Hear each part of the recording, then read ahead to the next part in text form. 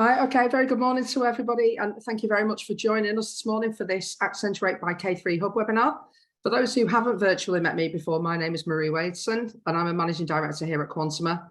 And on behalf of our parent company, the K3 Capital Group, I'm responsible for the K3 Hub, which is a member network for professional advisors developed by us and other companies within the K3 Capital Group. Since we launched in the spring of 2021, over 2,500 like-minded professionals from across the country have joined the network, through which they've accessed a range of CPD and training sessions, not dissimilar to today's event, and referral fees for certain types of work referred into the group. Today we have what has proven to be an extremely popular session, a 1 hour session on EOTs for you. Before I get underway, I've just got a few pieces of housekeeping that I'd like to cover off if I may. So we are recording today's session, I'm always asked, so the webinar will be recorded and will be put on the K3 Hub and Quantuma websites next week. The Q&A function is open, so please do feel free to ask questions as we go along. I'll be putting your questions to the speakers at the end of the session, so please do give me some context to your questions so that the speakers can recall the point that your question relates to. A preference, if you can do, is to use Q&A to ask questions rather than the chat function.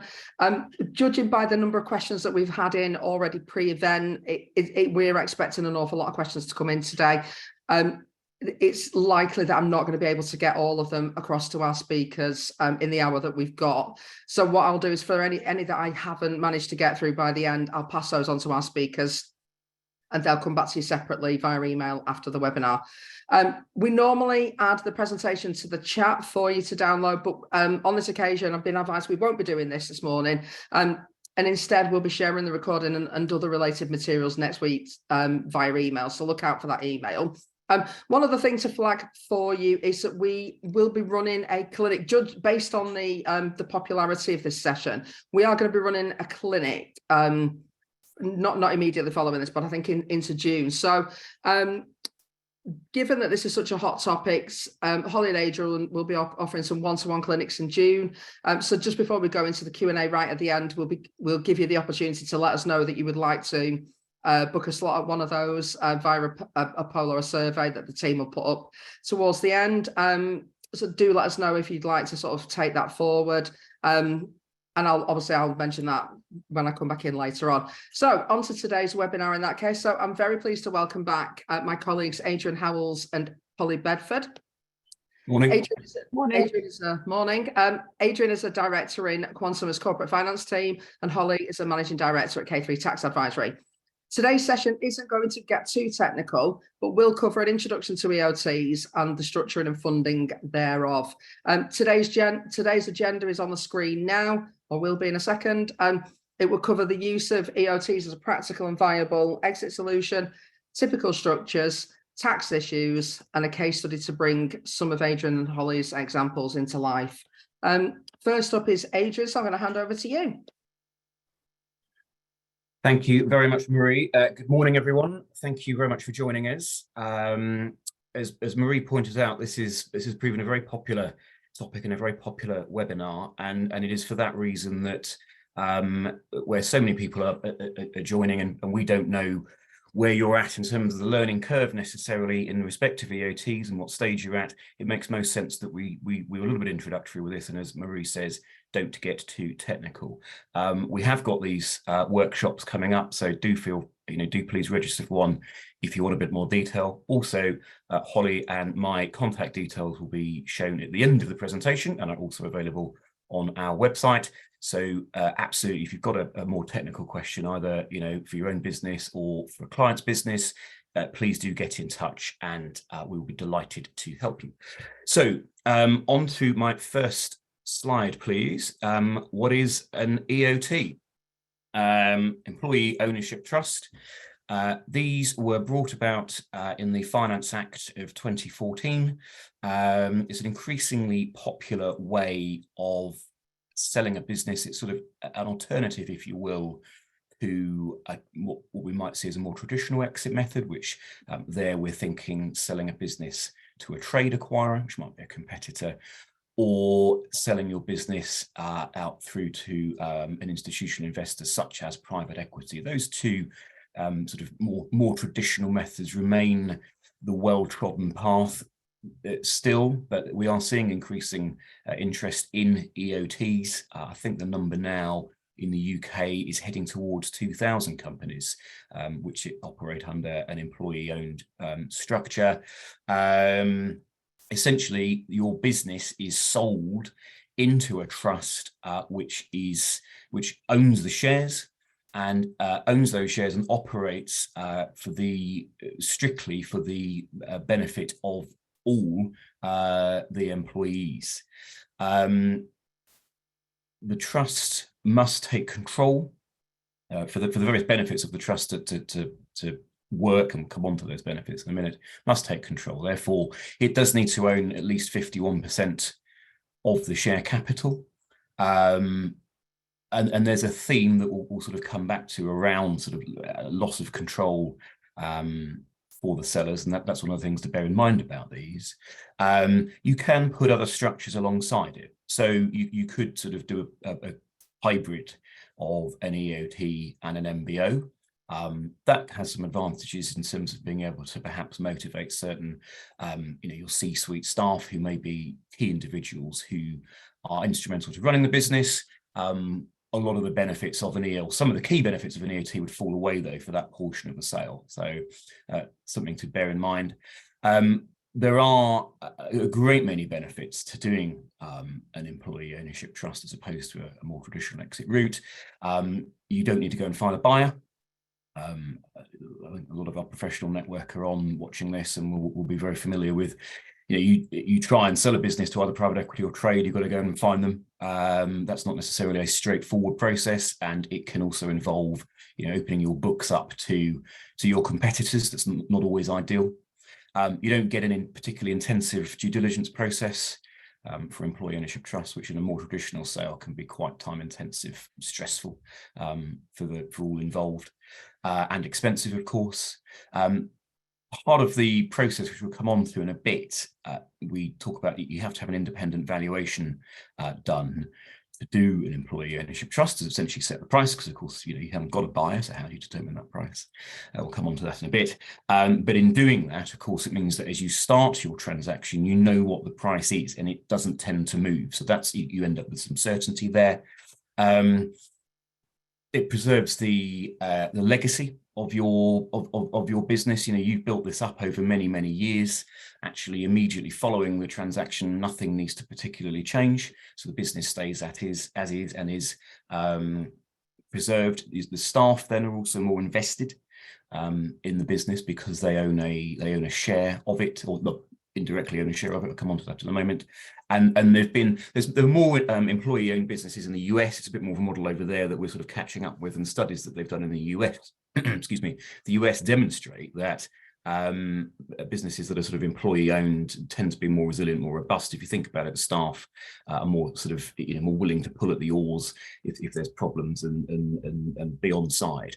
The final and the biggest standout, I suppose, benefit, but far from the only benefit, as I've pointed out, is that if you structure an employee ownership trust correctly, the exit is tax-free, so the capital gains tax rate is 0.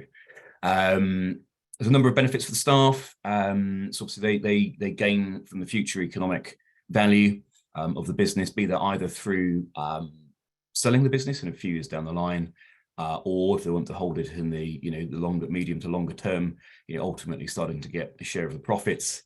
All staff are entitled to a annual tax-free bonus of £3,600.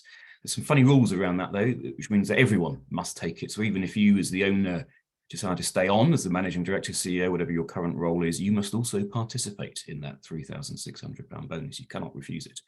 Another big benefit for the staff is that although they end up with the economic benefit of it, of the business, they don't have to pay to get in the first place, which is quite a key benefit. That has some downsides, which we'll come on to in a minute.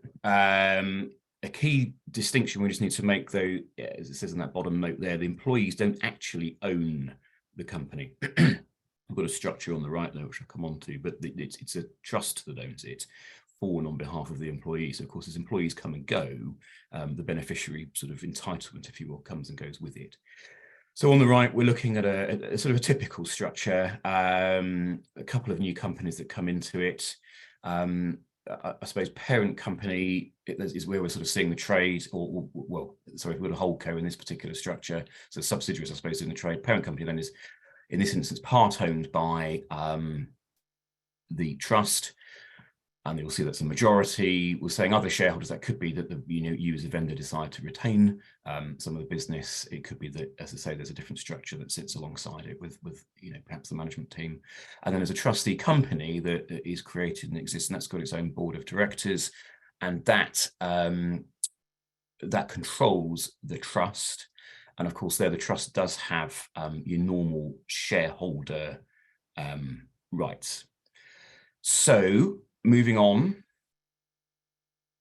thank you, and looking at employee ownership trusts as a viable exit solution. So what sort of business does it suit? What sort of business does it not suit? It isn't for everyone. There are some wrinkles with them, but they really work for some businesses. They really don't work for others. Being profitable is a huge help. Because of how they end up being structured, you really need the business to carry on trading successfully, profitably after the transaction. If the business gets into trouble, that really can cause quite a lot of issues. So you want fairly robust profits and reliable profits, I suppose, I would add to that. Number of staff is an interesting one. There's sort of a Goldilocks in terms of that, because if you have too few staff, actually some of the weird and wonderful rules around getting an EOT to work don't work. So if you've only got a handful of staff, that's tricky. You can have sort of mid-teen staff, you can sort of make it work. It partly then depends on who's involved in the business, who's related to who. It starts getting quite complicated. Conversely, if you've got many staff, of course, the effect of the economic benefit starts getting quite diluted. And so, we might have a question mark around how motivated are the staff going to be if they're only, potentially entitled to not a lot of percent of the business. So we sort of see the, 20 to 40 staff is sort of the Goldilocks range, but you're not excluded from doing one if your staff numbers sit outside of that. The tax-free nature of the exit does include the cash that you have on the balance sheet, so your free cash. So that can come out tax-free as well. So if you're a business that's sort of saved up a lot of cash over the years, and we see this a lot, some businesses just sit on quite a bit of money, you can access that tax-free. So that really suits it. We've talked about preserving your legacy, and if you're, quite understandably, you've been building this business up for 20 years. It's your baby. It's your life's work, right? You care about what happens to it afterwards. So that's what we mean by seller ethos. Are you that way minded? Not everyone is, and that's fine. There's no right or wrong around that. But for a lot of people, it is important that the business isn't sort of being picked up by, I don't know, an overseas owner who are going to drastically change it in the first few weeks. It becomes unrecognizable. It sort of can stay as it is. And then, often people sort of look at their workforce and they've been there along with them on the journey over many years. And so they want to, both protect them and reward them ultimately. As I say, it doesn't suit all businesses. So if you've got a business with a rapid growth trajectory, there's a couple of potential issues there. One is, selfishly, I suppose, that if it's growing that quickly, do you want to be sort of selling it through an EOT structure where, as we'll come on to in a minute, you don't get all the value out on day one, and you may well be missing out. If you've got a very ambitious, C-suite team who could form a management buyout sort of structure, although something can sit alongside it, obviously within the EOT piece, they're sort of sharing, the rules are the distribution between various staff. It needs to be based on fairness. Now, there's some nuances around that we can sort of cover in respect of individual businesses. But what it can mean is it's difficult to motivate key staff. So it doesn't always suit. And then if you are seeking an exit to sort of, get most of your value off on day one, this doesn't work. I noted in the previous slide that one of the benefits for the staff is they don't have to put any money in, which is great. Of course, well, how on earth does this get funded then? We'll come on to third-party debt shortly, but a big chunk of it is around the vendors leaving value on the table in the form of deferred consideration normally. Things to bear in mind: how much equity do you want to retain? Often, especially if you're staying involved, it's good to sort of keep a handful of percent, 5-10%, something like that. Shows that you're committed to the business with the staff, and you're staying on for a reason. It shows, allows you to benefit from equity growth as well over the next sort of few years, and an ultimate second exit. When you do sell your remaining equity, though, if it's 5-10% or even 49%, if you kept that, you don't get tax benefits on that. So that's normal capital gains tax rates. And remember, because you have lost control of the business, you can't decide when that minority stake gets sold. So it's locked in, it's trapped. So we tend to advise you don't keep too much. But yeah, look, it's an easier process. As we know, you end up leaving value on the table. Think about that. I suppose would be the key message there. So we're going to look at what a process looks like next, I think. Thank you. So look, going into doing EOT, some people are absolutely, this is definitely the way forward. Love them. Got no questions. Most people we speak to, it's not a slam dunk. EOTs are interesting, might work, not sure if it works. What are the pros? What are the cons? Is it right for me? What about doing a normal, more traditional, sale process? We operate all manner of sale mandates. So we sell businesses to trade, we sell them to private equity, and we do EOTs.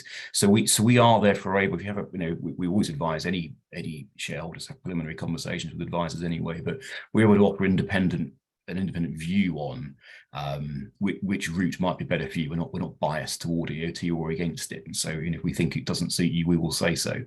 If you do go for it, though, on the right there, you'll see how we tend to go through it. So as I say, you have an independent valuation. We act as your independent valuers there.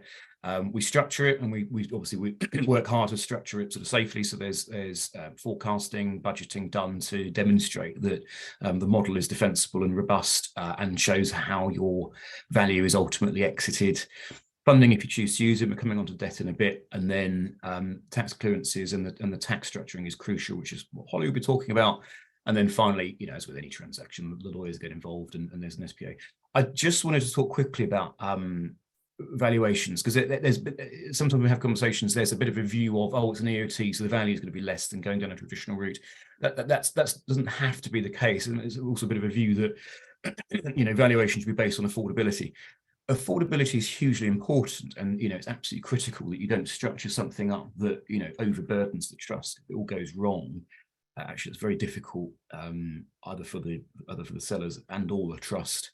And actually there can be quite a significant tax disadvantages if it all goes a bit wrong, which I suspect Holly will cover off.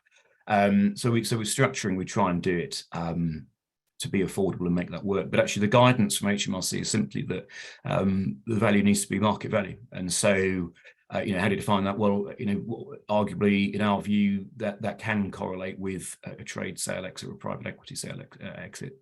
And often there'll be a conversation, because you don't want to overburden the business afterwards. You might shy away slightly from 100% of what you could have done in a trade sale, but it doesn't need to be drastically different. Is certainly the view there.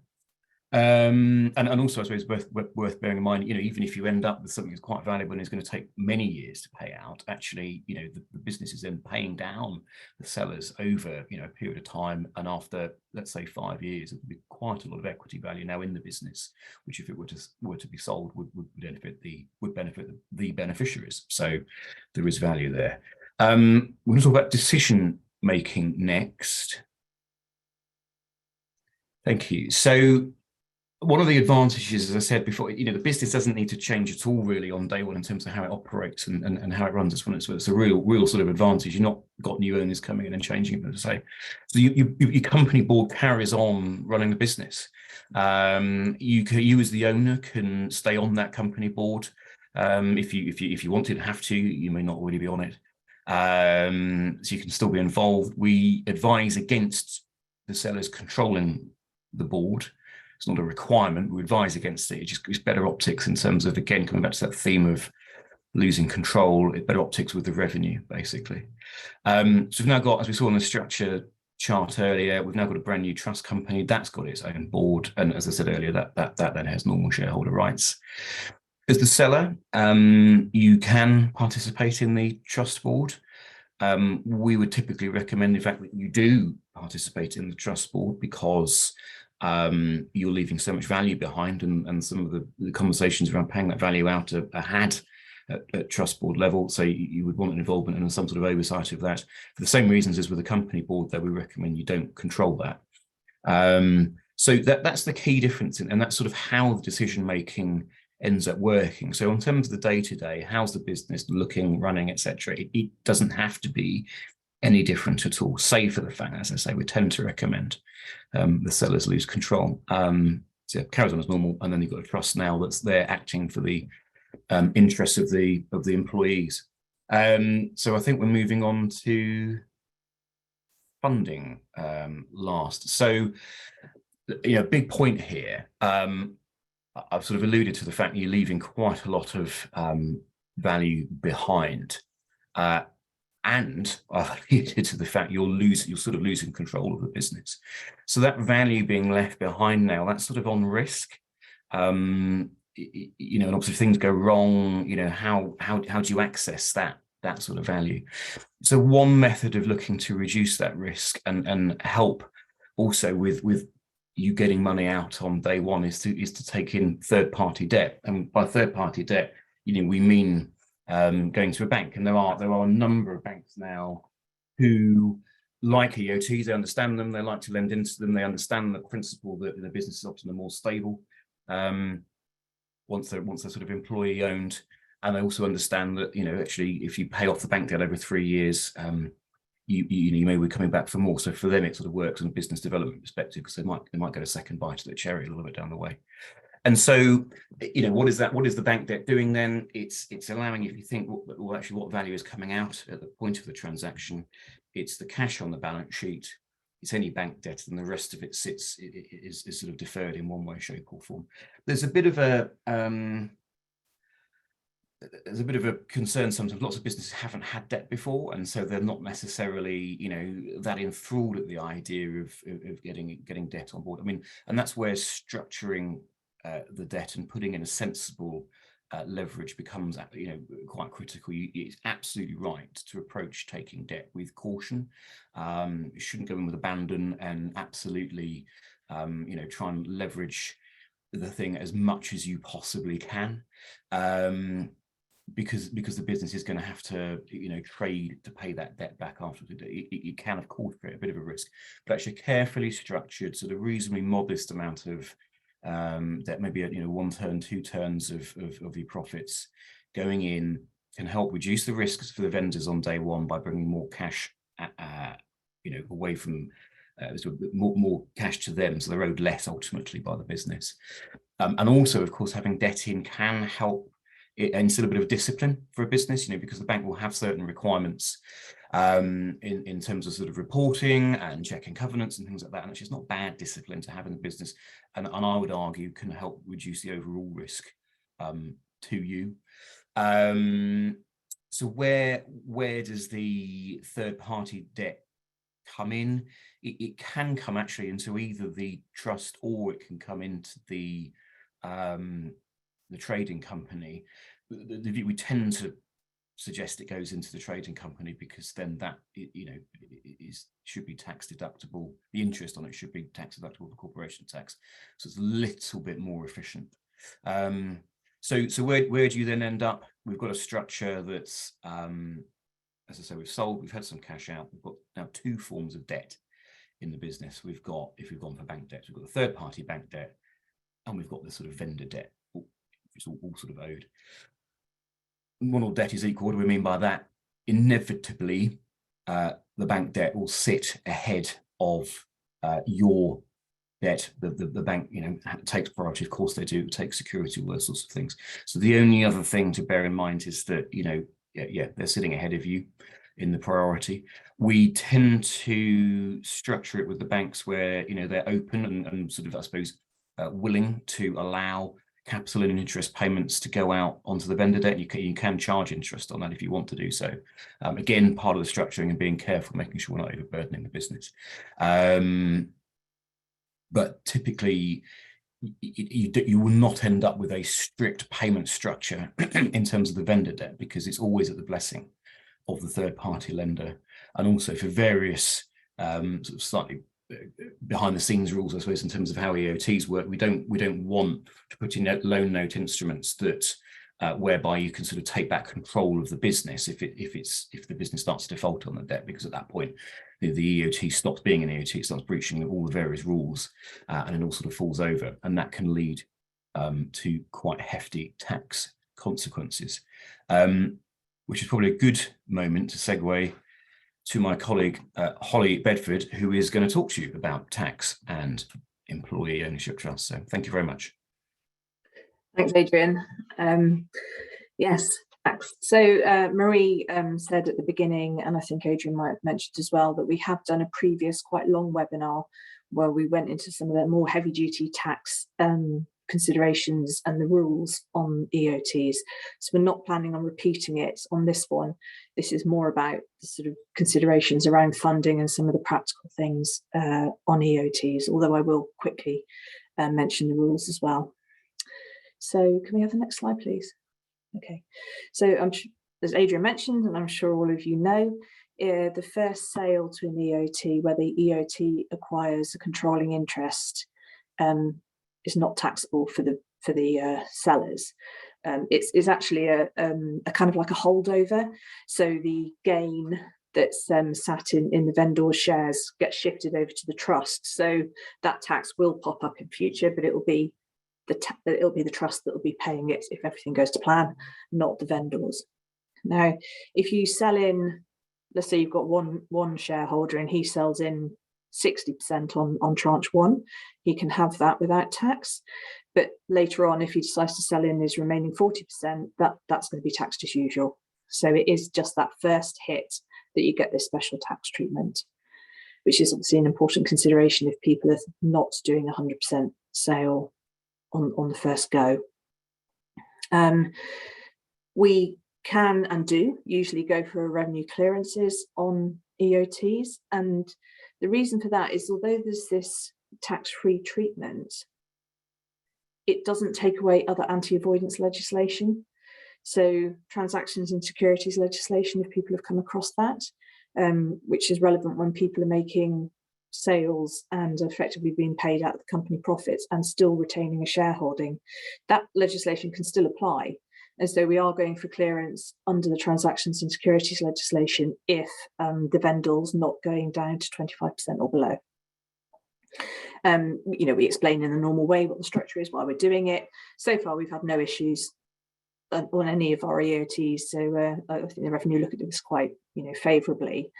We also put in non-statutory clearances, and that's because there are quite a few areas in EOTs where the legislation is not clear, or actually you could interpret the legislation in a way that doesn't give you the result you're expecting. And so we always put in a non-statutory clearance to get confirmation on certain points around the wider taxation of EOTs. And there will be a few points that I'm bringing up in the presentation where I'm thinking we'll be going for non-statutory clearance on those. I think everyone's on a bit of a learning curve for the EOTs, and we've done quite a few of them, and I think probably every one we do, we come up with another question where it's like, not sure, and it's hard to find the answers. So that's why non-statutory clearances are really useful with EOTs. Although I have to say, last time we went for one, the revenue were extremely unhelpful. But so the main things you have to look at when you're going into an EOT, I'm just going to skim through these quickly. And I won't start with limited participation because that's actually the kind of hard one. It's got to be a trading company. Somebody put in a question about on the live question and answer, what about cash? Does that affect the trading status? And that's almost like back to that sort of BADR sort of question that people have. If you've got a large cash balance, does it stop your company being trading? I think it was Pete Miller who wrote an article, something like, if it looks like a duck and walks like a duck and quacks like a duck, it is a duck. So if your company is a trading company, it's a trading company. If you have got a lot of cash and actually you're using that for day trading or other investment activities, you could get yourself in trouble. But in general, if it's cash that's built up from trading activities and it's not being used for separate trade investment activities, we don't get too concerned about that. Control, obviously, got to have more than 50% of the shares of the company, the votes of the company. And then the equality thing is around that all eligible employees, and that is most employees, there are only a few exceptions, need to be able to benefit from the trust and do benefit from the trust if the trust pays out.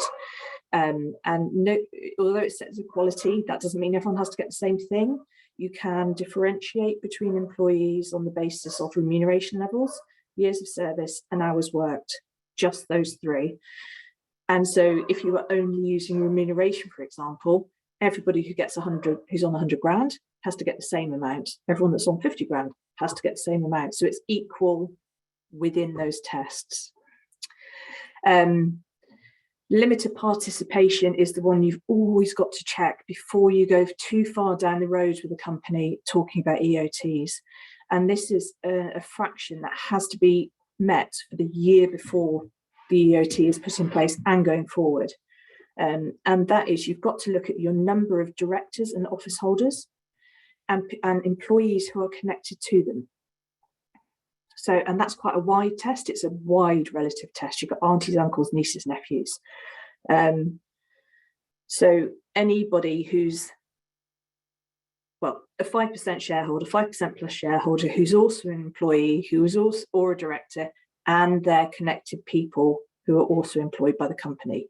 We add those up, compare them to the total number of employees in the company, and those sort of connected people cannot be more than 20%. So the ways you could run into problems with this is if you've got a company that actually doesn't have that many employees, it uses a lot of contractors. That could be a problem. Or if it's a smaller company that's actually got loads of family members in it, you can run into problems with that fraction. The other thing to bear in mind is it says 5% plus shareholders who are also employees. And it's anyone who has the rights to acquire shares. So if you've got employees who are option holders, or direct shareholders, they're going to come into that test. So again, that's sort of something you need to bear in mind. So check it before you go down too far down the road if you've got companies that are like that, because otherwise you could waste a lot of time talking to somebody about an EOT who just can't do one, at least until they get some more employees and maintain it for a year. So Adrian mentioned these tax-free bonus payments. When you're going to pay one of these tax-free bonuses, you need to check all of the conditions. You need to be checking that you're not, you're still trading, that your bonus is going to meet the equality rules. And on this one, there's a slightly different but similar test called the office holder test. And on that one, you've got to look at how many directors and office holders you've got in the company and their connected people compared to employees, directors, office holders. So the top people is the directors, office holders and connected people. The bottom of the fraction is everybody, all the employees, all the directors, all the office holders. And again, that fraction can't exceed 20%. And you have to look at each company in the group. And that's important because you could find you've got one company in the group that fails that test. And other companies in the group pass the test. So you have to look at every company.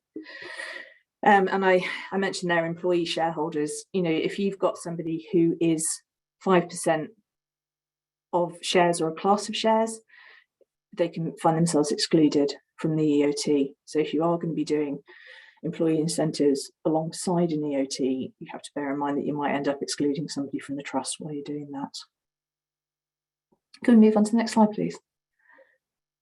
Okay, so this is just to highlight that we've got to look at tests in the 12 months before completion. I mentioned the participation fraction has to be satisfied for the 12 months coming up. Got to be a trading company when you go into the EOT, and the EOT is not already in control. So it's when the EOT takes control that we get this tax-free treatment, and that the vendors haven't already claimed this exemption. And then you've got to make sure that the tests are met in the tax year of disposal. If they're not met for the rest of the tax year of disposal, you can't claim this relief. The sale will be taxed as normal. And then if the tests get failed in the following tax year, vendors get their tax-free treatment clawed back. So they will end up paying tax as if it was a normal sale. If the tests get failed after that, it's the EOT that's on the hook. the EOT will be treated as selling its shares at market value at that time and will pay the tax. And remember, they've inherited the vendor's low base cost, so they'll have a significant tax bill. So an EOT is like, it's not just for Christmas, right? You've got to, this thing is for life. You've got to make sure that you've got processes in place and that the client understands all of the things they need to monitor going forward so they don't fail these tests in the future years. Can we have the next slide, please? Because EOTs have, kind of got going in the last few years, we are actually seeing people selling from an EOT now. This is becoming, just in the life cycle. We're getting to that point now where some of these companies are being sold out of EOT, and it is a question, is that possible? Will people ever buy it out of an EOT? Even private equity have spoken to us about buying companies that are currently owned by EOTs, and there's no reason why a company can't be sold out of an EOT. It's still just a share sale. However, the EOTs, if an offer comes to them, they would have to look at that offer and decide if it's in the best interest of the employees. And that might mean they have to look at what net benefit the employees will get, and we'll go down that little tree in a minute. It might mean, is everyone going to lose their job? All these things they've got to think about. So it's a different decision-making process. But if they decide it is in the best interest of the employees, it's a share sale, just like any others. So they decide it is, the EOT sells the shares, EOT pays CGT, remember low base costs, so it's going to be a big CGT bill. The EOT's got to settle all of its debt, the amount it owes to the vendor, and if the trust is borrowed directly, it'll be settling any outstanding bank debt. And what's left goes to the current eligible employees, and if it's 100% share sale, actually any employees who've been employed in the last 2 years, which is a bit of a surprise to some people. So businesses need to keep records of their past employees, because those employees would be eligible for a payment in those circumstances. And the employees are taxed as if that's employment income tax and an IC. So it's quite a hefty tax burden for them, but then again, it's free. They didn't pay for it in the first place. So it's like getting a hopefully big employment bonus out of it. Can you have the next slide, please? So this is a little case study, and this is based on a live EOT we have at the moment. So Adrian talked about funding, and it's so important that you do the proper financial modelling. What's this thing going to look like over the next 10 years? What's the company's cash flow expected to be?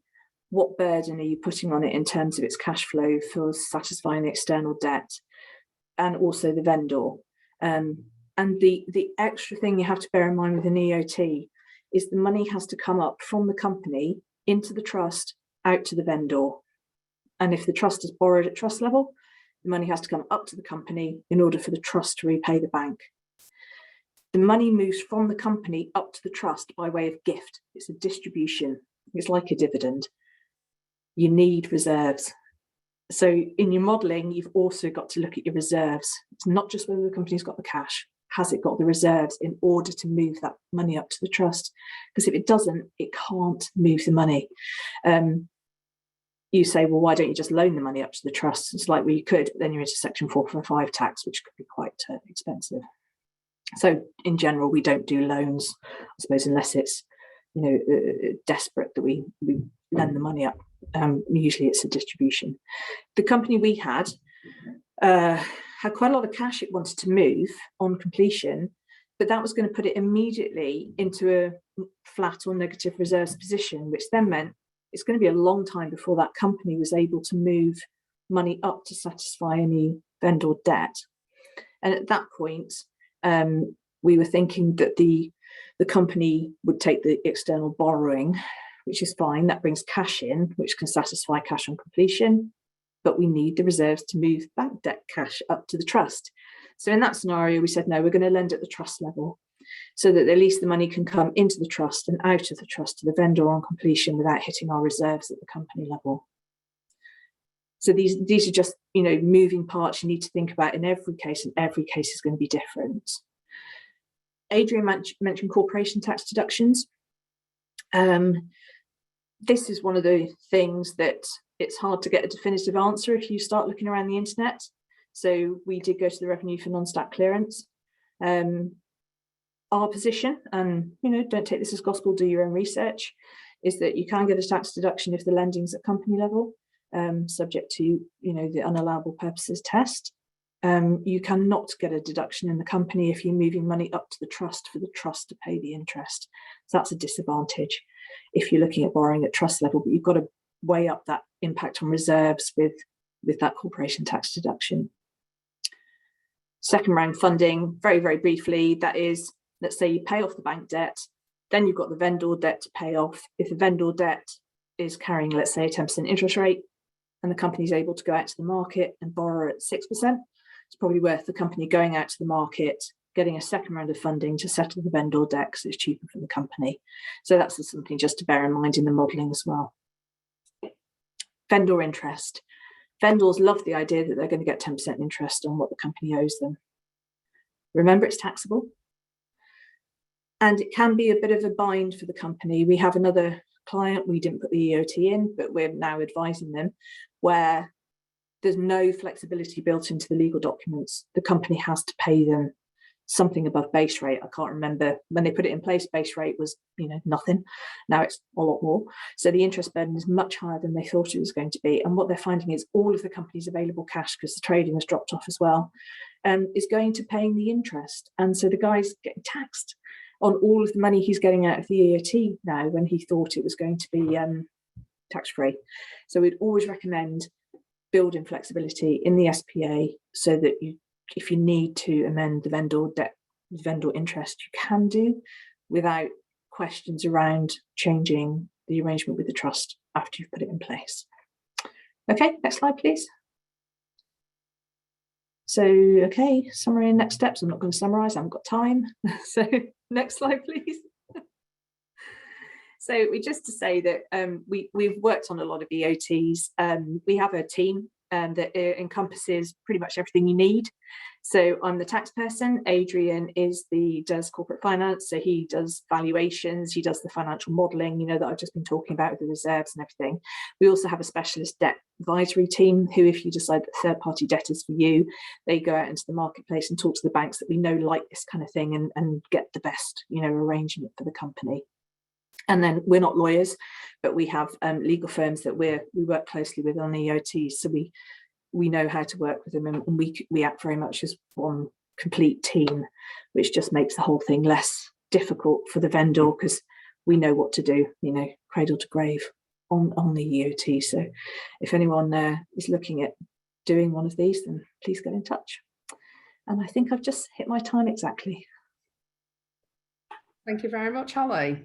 Thank you. Very informative. Right, so just before we move on to Q&A, and as predicted, we've had a huge amount in. So I just wanted to flag to you that we've got a dedicated EOT webpage that includes a guide to EOTs, an on-demand recording, including relating to a previous EOT session that Holly referred to earlier, which is well worth a watch if you're looking for sort of some slightly more technical tax detail, and links through to an FAQ. I think the URL, I'm reliably told, is going to be coming on the screen any minute now, and we'll also post that in the chat. As I also mentioned up front, and for those who've, for the benefit of those who've just joined us during the session, Holly and Angel are going to run some one-to-one clinics during the course of June, which you can register for via the poll function. In these clinics, we're aiming to help you with any client-related EOT matters. We'll bring that poll up shortly. I think it's on the screen now, actually. Certainly it's on mine, and we'll leave that on for the duration of the session. So do feel free to let us know if you're interested in participating. So without further ado, I'm going to move on to the questions. So I'm just going to read these as they've come in, and I'll just read them word for word. So first question is coming from Marie. Can I just jump in a second? Yeah. Somebody has picked me up on an error I made, and they are absolutely right. I think I might have been babbling on about 20% on those tests. It's actually 40%. It's 2 over 5 2/5. Right. Okay. Yes, you're absolutely right. Whoever reminded me of that, I got the 2 in my head. It's 40%. Thank you for clarifying there. So Uday has asked, why have many not taken this up since launch many moons ago? It's a good question. As I sort of alluded to, I think people are starting to understand them more, and we are seeing the numbers grow. We've been through a phase where they've pretty much doubled year on year, and as I say, I think we're now around 2,000. But it's perfectly accurate to say that 2,000 is a tiny fraction of the total number of businesses that exist. It will be linked to a couple of things, I suspect. One is lack of awareness, although we're doing our bit and others are doing their bit to try and promote these. They're not universally known and or understood. They are a bit complicated. And as I pointed out, you do end up leaving quite a bit of value on the table, and that's not always appealing. Sometimes if you've got a direct choice between maybe the same sale price, but you're only getting 30% on day one, whole lot's tax-free, versus same sale price, yes, I'm paying 20%, but I'm getting 70% of my money on day one. A lot of people are going to take the 70%, I think. So I think it's a combination of those factors. Fair enough. Thank you very much. Moving on to the next one. So Neil has asked, has HMRC's attitude to acceptable multiples on valuation changed in recent years? I mean, Adrian, that's going to be based on what's in the market. Yeah. So, when we do valuations, we look at what is happening out in the market. So the revenues, to the extent the revenue never opine on a valuation for EOTs unless there's a problem. It's not like you go to them you don't go to them to get the value agreed when you go into an EOT. And it would very much depend on what's happening in the wider, business sales market. Very good, thank you. Maxwell has asked, is it usual for sellers wishing to set up an EOT to accept issued loan notes from the EOT, which may not be capable of being repaid until many years after disposal? Don't take loan notes. No, not loan notes. This is one of the weird things about EOTs. If you read the legislation, loan notes don't work. So it's deferred consideration. And it's very usual, yes, as we've spoken about, very, very usual for the deferred consideration to be paid out over a number of years, 5 years, 7 years. We see it up to 10 years, really. Okay, lesson learned there. Caroline has asked, what are the repercussions of an EOT not working out? For example, the seller has loaned the trust the funds to buy shares and doesn't get paid back. So the seller might want to enforce the SPA/any charge over shares. The seller can't have charge over the shares. And yes, that is a risk. And that's one of the reasons we talk about third-party debt, is so the vendor is reducing their risk of the company failing and not paying them. They would have to enforce the SPA. I'm not a lawyer, but it's a contractual arrangement that they could enforce to the best of their ability. But how successful that would be, I don't know. And that's one of the reasons, again, why we suggest that the vendors stay on the company board to try and protect their interest. It's also, if I can add to that, why we don't, we wouldn't ever advocate sort of really racy valuations or structures that are too tight. That's why, as I said earlier, you want a profitable business, you want a stable business. This, you definitely go into these eyes open. They're great when they work, but they're not a slam dunk, as I said earlier. Perfect. Thank you very much. Andy's asked, what happens if a business is significantly underperforming? Previous owners are disengaged despite loan notes. Employees or trustees aren't directors of the trading entity / borrower and have no equity or capital to invest and could walk away. Same point, really. Same thing. It's a risk. And so we suggest that, vendors do stay involved. Okay. Very good. Right. So they were some of the ones we've had in advance. So Terry's asked, as an alternative to an independent valuation, brackets commissioned by the company, is it possible for the vendors to obtain their own valuation and for the trustees to take separate advice on that valuation? So we obviously offer a valuation as part of our sort of package. We're trying to do a one-stop shop in terms of EOT, so you're not having to go around and speak to lots and lots of different advisors. You are absolutely not obliged. If we run the EOT for you, you're not obliged to use us for evaluation. It just sort of makes sense, I suppose. Forgive me, what was the second half of the question? Sorry. I'll read it out again for you. In fact, the question has now disappeared from my screen, I'm afraid. So, sorry. No, yeah. I found it. Separate advice. oh, sorry, no, it's come back. Sorry, so I'll read it again for you. As an alternative to an independent valuation (brackets commissioned by the company), is it possible for the vendors to obtain their own valuation and for the trustees to take separate advice on that valuation? Yes, it's the trustee, but I'd forgotten. Apologies. Yeah, we advise. So generally speaking, although we haven't, an EOT transaction, one of the advantages of an EOT transaction is it's not then absolutely screaming full of advisors like lots of normal, more traditional transactions are. We like the trust to take independent advice. They don't tend to opine specifically on the valuation unless you've been silly, which again is why the point is it's got to be an independent valuation. And then although we will act independently on it. If you come to us and say, "Oh no, I'd much rather you valued my business at 12x," if there's not independent evidence for that in the market, we will not do so.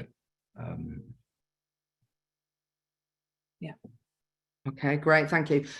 An interesting question from Paul here, very succinct. Can an LLP be used? No. In simple terms. Succinct answer. Very good. Okay.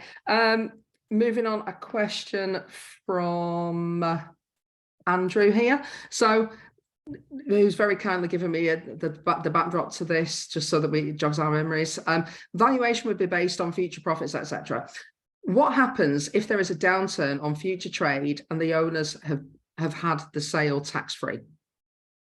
So without going into too much of the technicalities of valuations, it's very rare actually that you would, if you're looking at future profits and cash flows, that's typically what's called a discounted cash flow valuation. And especially with smaller companies where forecasts are either non-existent or unreliable, it's not a common way to value it. We would tend to look at earnings multiple, which is based more on historics. Now, part of that then does interplay with, is it a fast growth company? Is it a company where actually profitability is a bit more haphazard, a bit riskier, and that will increase or decrease the value accordingly. But so in other words, if you were to sort of value it based on everything's quite rosy and actually it all looks really stable and stuff like that, that will be the valuation, and that'll be the tax-free exit valuation. If it then starts underperforming in the future, it doesn't change the valuation. What it does then do is feed into these other conversations we've just been having around, can the business now afford to pay off either any third-party debt or monies owed to the vendors? And what it might do is just stretch things out a little bit, but it doesn't change the tax-free nature of it. It is Andrew's highlighted one of the risks, right? Because you may think you're getting, I don't know, call it £5 million for your business over, say, 5 years tax-free, and actually you only end up getting 4 because it's all gone wrong after 4 years, let's say. But again, it's why it's not suitable for every business. It's why we try and structure them sensibly. Lovely, thank you. I'm just navigating to the questions. Okay, so Aidan has asked, in the event of a subsequent sale, brackets post-transaction to an EOT, do former owners who are still employed at that time qualify for any distribution of net sale proceeds? No, unless they were less than a 5% shareholder at the start. But anybody who's 5% plus is excluded. Okay. We're absolutely overwhelmed with questions here. We've had quite a few in asking us about the lenders that are keen to fund EOTs. I think we have a fairly strong lending community that have joined us online today, so I'm not sure that we would be able to divulge that on a public forum. So I am going to leave those out. An interesting question from Howard here. So, can a company be sold out of an EOT shortly after it has been established, or does the EOT need to have held the company for any period of time before the onward sale? Well, if you sell it within the tax year, in the same tax year or the following tax year, the vendors will lose their tax-free treatment. After that, it can be sold. Whether it would be sold because of the financial metrics and all the debt that's in it, and whether it's benefit of the employees is another question. Yeah. Okay. I think I'm going to bring the questions to a close now. So I think I've just got one final one from Janet. So Janet's asked, is it possible for the vendor repayments to be paid directly to the vendor, brackets not to the EOT? A client has been advised that this can be done. So if we're talking about just the movement of cash, then yeah, we often see cash moving, not necessarily, moving through the right bank accounts, but the fact that the company had funded that would have to be accounted for as a distribution in the company. It couldn't sort of bypass that, because the company's not the purchaser, right? The trust is the purchaser, and it's the purchaser that owes the money. Right. Okay. Maybe that's when you can pick up after this session. Then in that case, I'm going to draw the questions to a close now. I think I've got something like 40 outstanding questions, so forgive me for not being able to get through all of those. By way of a wrap up, thank you very much to you all for joining today's webinar. Thank you to Holly and Adrian. I think contact details will be coming up on the screen now.